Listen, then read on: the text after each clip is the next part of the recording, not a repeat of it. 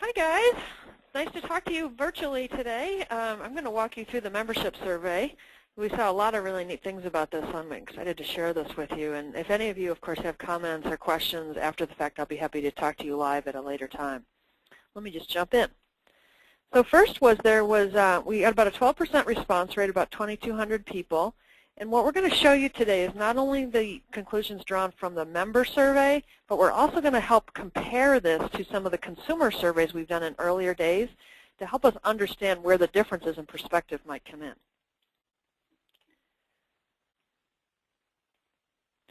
And just a few of the key observations just to start. One was, and this will not be a surprise to you, I'm sure, that when we looked at HAR relative to other organizations that are out there that serve their needs, HAR was clearly the strongest provider of information and services to them, and HAR.com was by far the most valuable tool, which is encouraging that they recognize that. The Realtor brand, we measured differences between consumers and agents' perspective on this, and the Realtor brand, probably not surprisingly, was much stronger and much more well recognized with agents and with consumers. We'll show you that in a minute. Consumers believe it or not, that agents are more competent and professional than their own peers do. So that was kind of an interesting perspective. Client experience ratings, lots of good information and some great opportunities for us to do an even better job with that, but the value is recognized that there's definitely some hurdles that we can talk about how we can get over. And interestingly, we measured some of the differences in perceived value of HAR for people that belong to franchises and those that don't, and we saw pretty much very little difference, so that was interesting too. So first, just to give you a quick overview who we talked to, 75% of them were agents, as you would have expected. And as we talked to them about Yelp and Zillow and all of the whole concept of client experience ratings, it was interesting that just 6% of them are actually checking their reputation online regularly. So that might be part of the reason people aren't as excited about this. They're not using those tools as much as they should themselves. And look at 56% had never checked their reputation online. 41% of the people we talked to, though, did believe it had a major influence, so they recognize that there's a value there, but some are still not participating. When we ask consumers versus members about how much do you believe that agent ratings influence the decisions about what agents to work with, you can see that consumers are in the blue, by the way, and the green is members.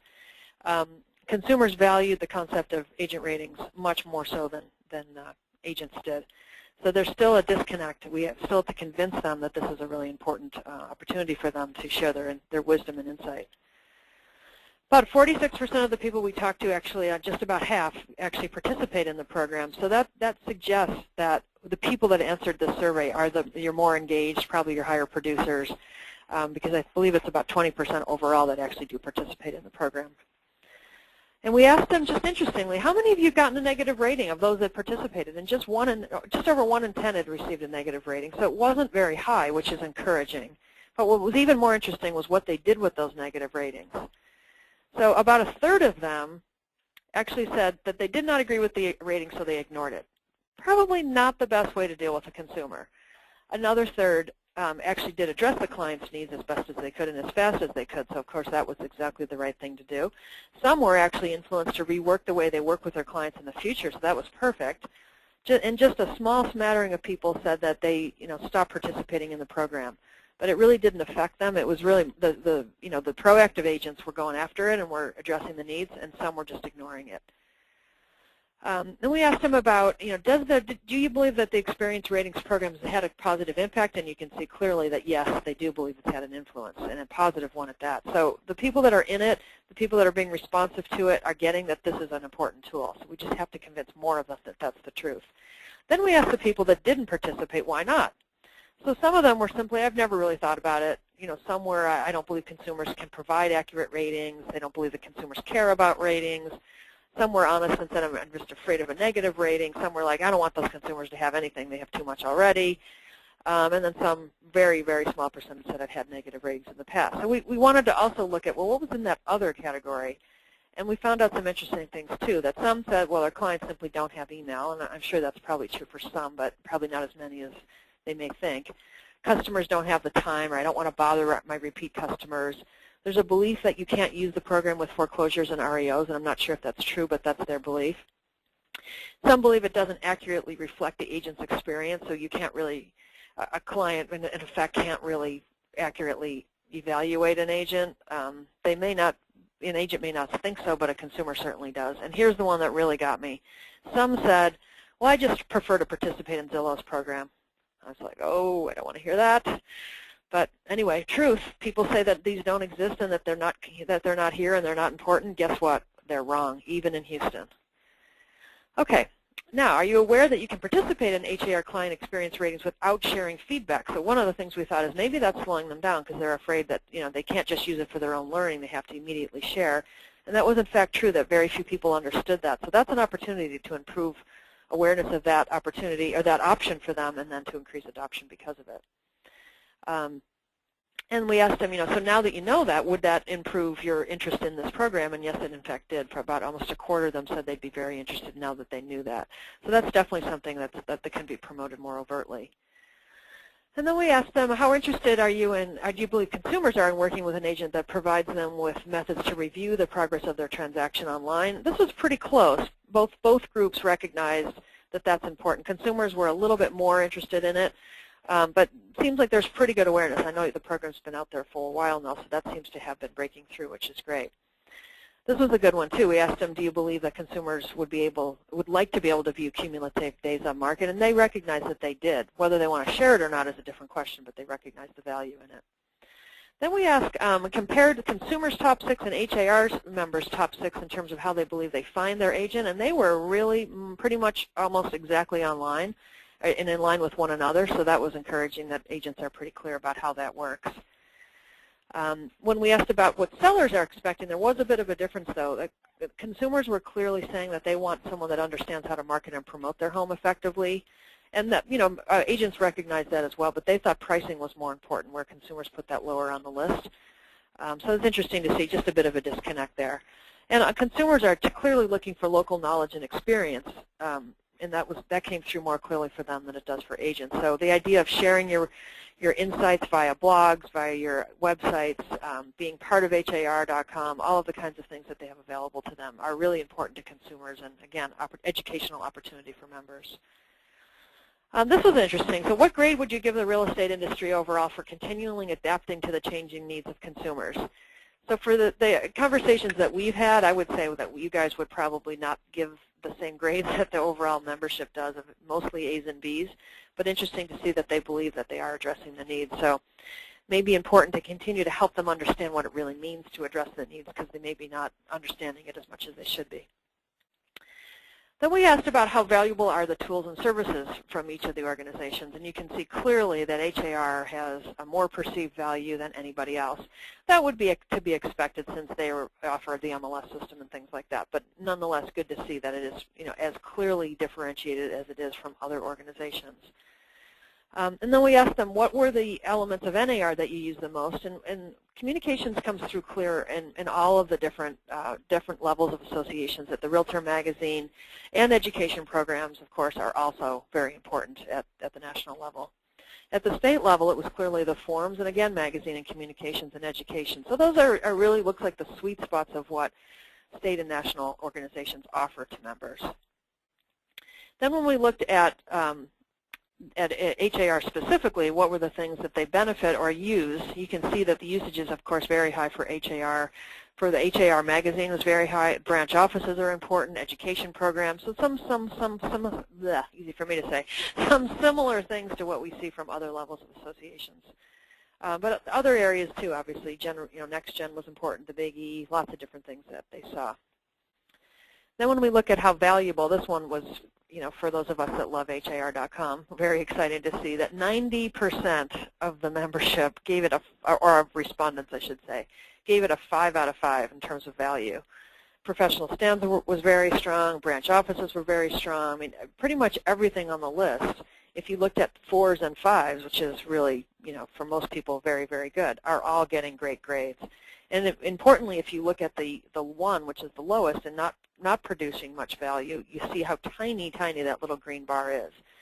So it looks like the mix of things that you're offering are really resonating with your members. And we asked about which products that they use in terms of technology tools. Of course, MLS is biggest. Mobile is interesting. That your group that responded said that 76% of them are using this. I just finished another survey this past week for another large MLS, and their number was only 40%, and I've seen them as low as 15 or 20%. So your mobile is definitely getting much more exposure and much more usage than what we see on average around the country, so that's really exciting.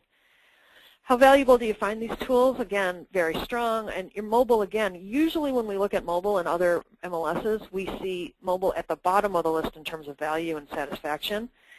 So these are very good numbers that whatever you're doing is definitely resonating more so than what we see in other markets. So that's really exciting to see.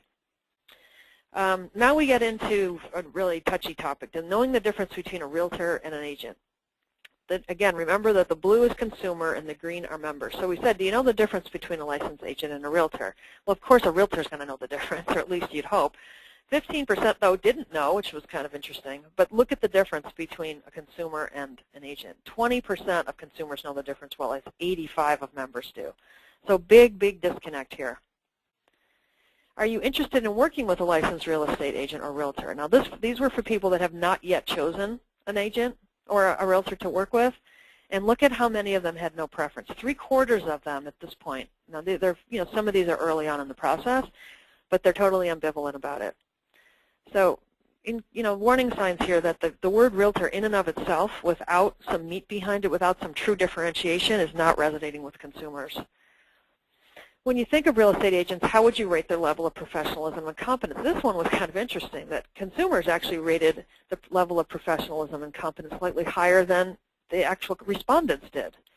So that's an interesting thing. Are agents cynical about one another, and is that part of what might be something that we could talk about and something we could improve? Don't know, but very interesting. Then we asked about broker.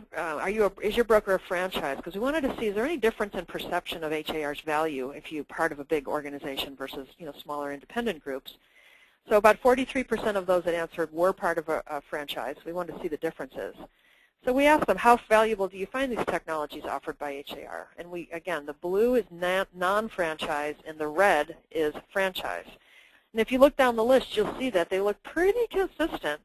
Probably the only fairly significant difference is for the non-franchises, they appreciate agent marketing tools like client experience rating and broker websites and things, which makes sense because they wouldn't necessarily have as much of that because they're not part of a franchise. Other than that, it's pretty much the same. So there's really not a lot of difference in perception. Did the same thing for looking at how valuable do you find the programs. Again, you don't see not a whole lot of difference. A little bit for commercial gateway, a little bit for area networking. Other than that, they're pretty consistent. So good news that HAR is serving the needs of all of its different types of brokerages out there, not just those that are not part of a franchise. So then just quickly we asked about who they were and what they did. So a good chunk of them are experienced, as you can see. Good 70% of them have been in the business for 6 years or longer. So these are people that know what they're doing. They've been out there for a while. 71% said it's their primary source of income, so these are the full-timers that are serious about it. 70, almost 3/4 said they're highly likely to be staying in the business, so these are people that are engaged and hopefully doing well and are successful in the business. And a good mix of transaction size, a good concentration sort of in the middle there, a few top producers, but a good mix of variety of different levels of involvement with the industry and with the technologies available at HAR. And then what is your age? So about half of them are over 55. So that's important to remember, and always difficult for technology companies to think about how do I serve the needs of that 30 to 44 group and yet still be comfortable to someone that's over 65 or over 75 even in some cases. So that's a challenge that the staff has to deal with all the time, is how do I blend and keep people that need to move quickly up to date and yet not go so quickly that I'm upsetting those that are a little bit slower to adopt. So that's a key challenge every MLS faces. What is your age? I thought this was interesting. The green bars are NAR and the blue bars are HAR, and you can see that generally the people at least that answered this survey are a little bit younger than average, at least average than the NAR survey. So that might be good for the market in terms of dynamics, adoption of new technologies, thinking about industry in different ways. So lots of good things that hopefully HAR can leverage there. Just a quick summary on recommendations. So There's lots of things here to talk about, but I thought I'd just give you some of what I saw as the top line. One was that the client experience ratings definitely got in a lot of good play, especially with the active agents, but definitely opportunities to continue to educate them more about how easy it is to participate, how there may not be as many rules as they think. In the verbatims, we saw some things that suggest that they don't quite yet understand all the nuances of the program, so definitely an opportunity there. Consumer needs, definitely an opportunity to continue to train agents on the way to truly adapt to the needs of today's consumers. And as I was reading, I was wondering, I have no idea if this could work, but wouldn't it be neat if we could create a CE course that would be educating them about how to serve the needs of today's consumers using all the research that you guys have put out there? It could be a really fun way to leverage the panel in a new way. Product adoption, while it's super strong in a lot of things, of course there's always opportunities to continue to market all those products and continue to increase adoption to help them understand all the value that is out there, through networking events and regular communications and maybe special events, a variety of different ways, but that's definitely an opportunity. And then one thing that struck me is that we might want to think about as a follow-on to this down the road might be to do a technology satisfaction study and to go deeper and to understand truly the value of the tools that they have and suggest, have them suggest ways where maybe things could be improved even a little beyond that. Other than that, that's what we saw. Great news as always coming from Houston. I love you guys. Have a great day. Thank you.